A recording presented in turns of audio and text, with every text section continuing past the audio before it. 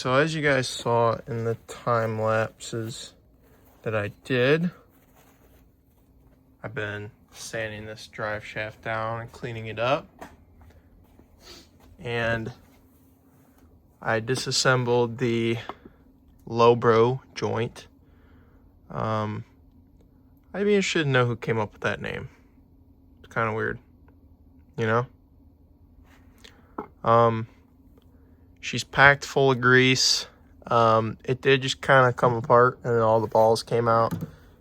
I know I've seen videos and whatever of people keeping the balls where they're supposed to go. Well, I guess I'm gonna be the guy that's not doing that because mine fell out. So they go in here.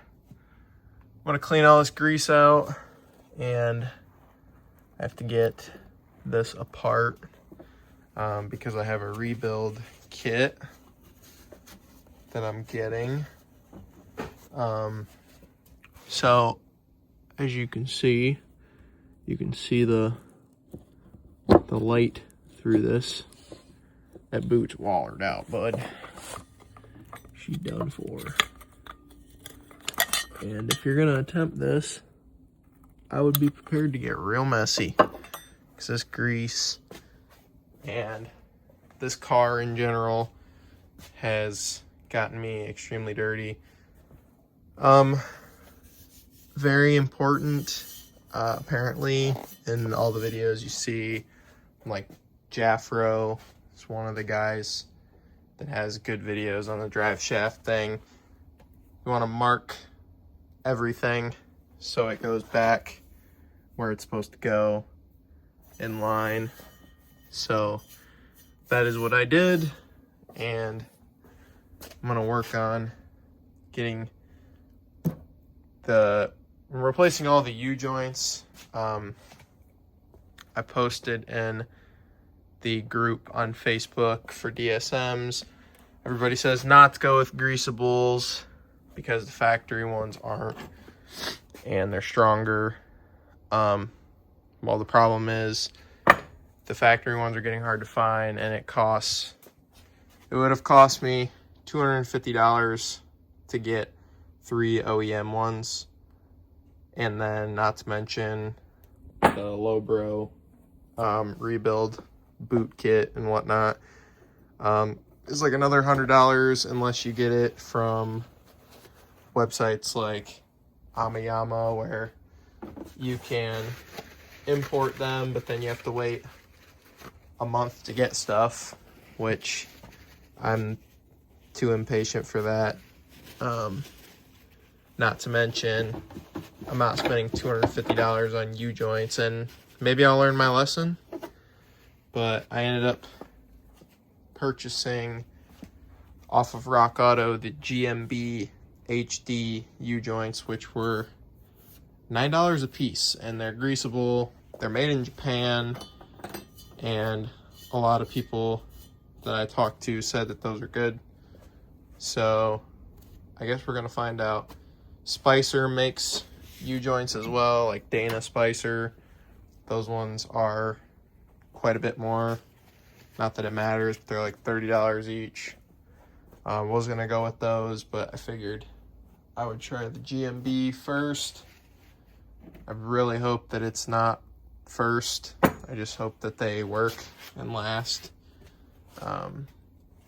But if they don't, then I might just have to end up sucking it up and spending more getting OE. Kind of hope not, though.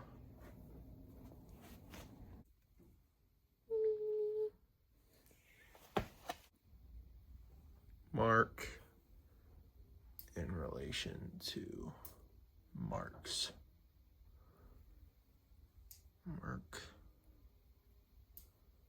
Marks.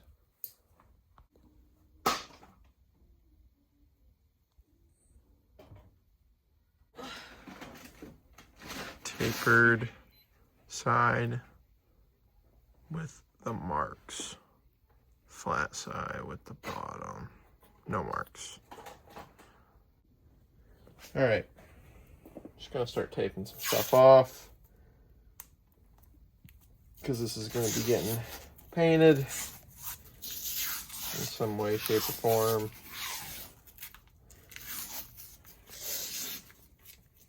So, get this sucker taped off.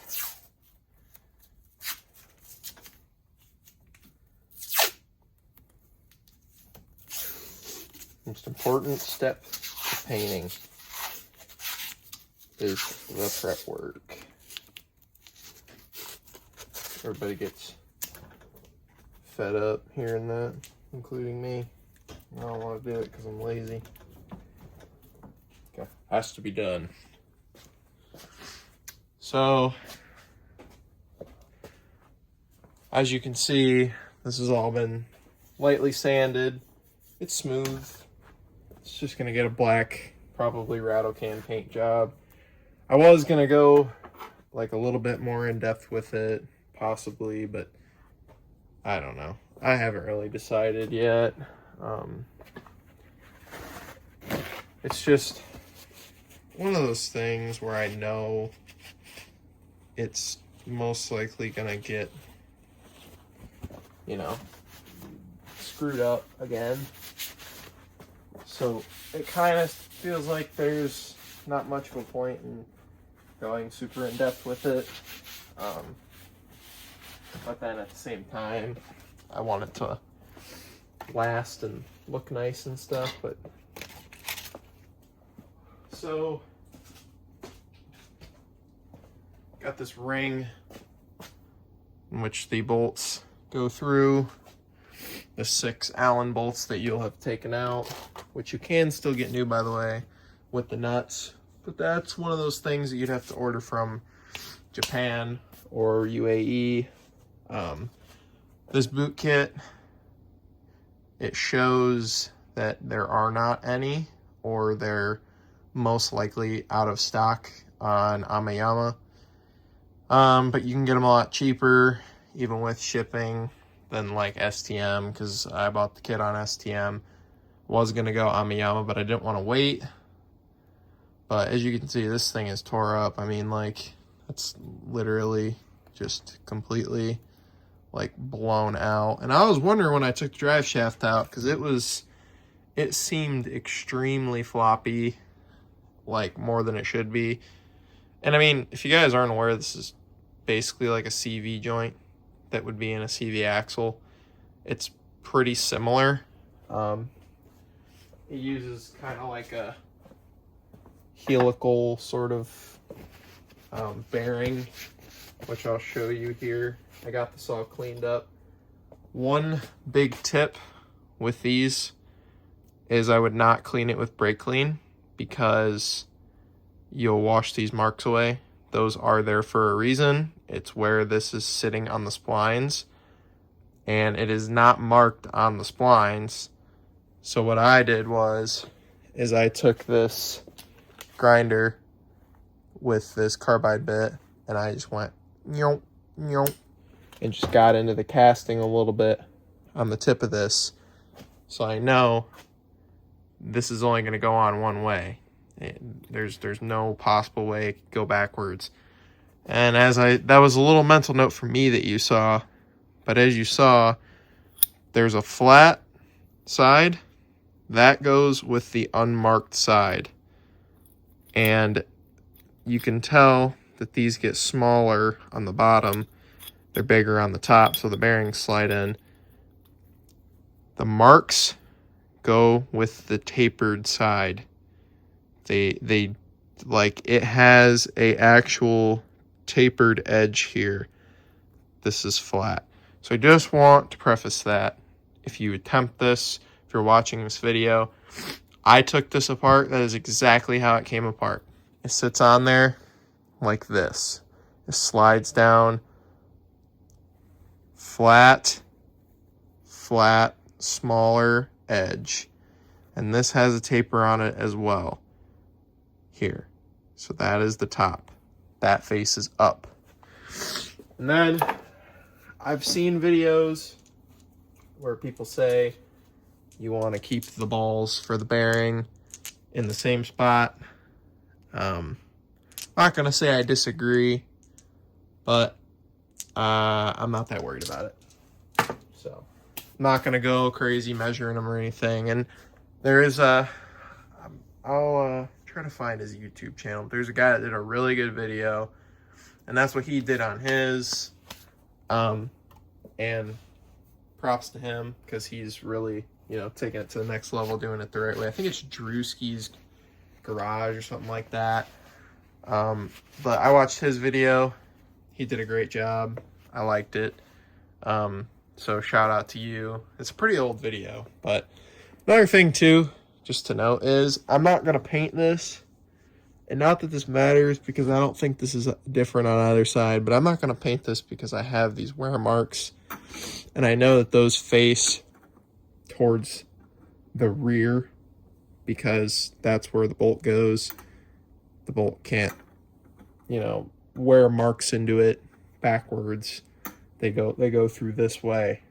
So I know that faces down, and then the process, this slides like that, and then this piece down here goes into that little cup. So this video is going to get delayed by my World Cup Finals videos, so this will be posted later on. Plus I'm not going to have the parts to finish this. I'm just taking it apart now. These nuts, they're one-time use lock nuts, so you have to buy new ones. There is washers.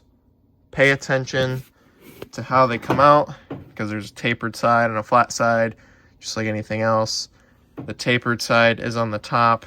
You're probably not going to be able to really see it. Let me see if I can lift this up. You can see down in there. You really can't see down in there. You can kind of see the edge of it right there. Has a taper to it. This looks like that faces up.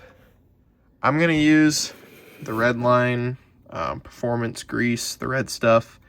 It's what everybody seems to like. So I'm going to pull this out of here. Now, the rebuild kit has these. These are gaskets. There's one on either side. There's one that, I think, anyway. There's one that goes on one side, and there's one that goes on the other side, I'm pretty sure. So, there's that. Keep track of this. This is a snap ring that holds the bearing in place. Don't want to lose that. So I'm labeling everything in Ziploc bags. I'll show you that here. So basically the way I'm doing it is, I'm doing rear. I'm keeping everything, because that's the way I've learned from many mistakes. That's the best way to go. So yoke, snap rings, and U-joint, that's all going to go in a bag. Rear, which is going to be the diff side, that's going to go in the rear. And then mid, that's going to be this guy. That's all going to go in its own deal. So basically, most important things that you will see from any video or anything. Sorry, my face, man. Because look at my freaking hands. It's been worse too, especially from sanding this thing down. What main things you're going to learn is mark the drive shaft everywhere you can, because there's splines that line up and everything else. You're going to learn that this thing is going to be a pain to slide on, because it has to slide over this, and when you get a new one, it's going to be a lot tighter than your old one. Keep everything, don't throw anything away. I've learned that over the years. And most importantly, if you see marks like this, do not clean it with brake clean. It will wash the marks away, and if you do, scribe it in or using a pick or an awl or something that's going to make a good mark, so you know exactly how it goes back together. Because if you put it together wrong, that thing goes kaboom, you're going to be in a world of hurt. It's a Driveshaft. They're getting hard to find for DSMs, and you can buy the one-piece ones. Well, it's not a full one piece, but the front section that gets rid of a carrier. But I've heard that those are kind of problematic, and you wouldn't really want it on a street car. And people would be like, "Oh, you have solid subframe and diff bushings. Your car is going to ride like a brick anyway." Yeah, but you know, at the end of the day, it might be a lot of vibration, but why add more? You know, like the reason that I did that stuff on this thing is just because of availability and ease of installation. So, the solid stuff, it's going to be better for launching the car and stuff when I race it in the future, not destroying parts that you can't find anymore. So yeah, I just trying to preface the important things here. So I'm going to try to make this a one episode, and not split this into parts, because I feel like people are gonna find it kind of annoying to have two parts to this video. I'll just try to get it all in one. I'm gonna paint this stuff probably with just some black paint, or I'm gonna use Eastwood rust converter, because this is pretty rusty stuff going on here. Clean it all up with some paint prep sort of stuff, and then we'll go from there. So I'll get back to you guys after World Cup finals when I have my new parts. In audio.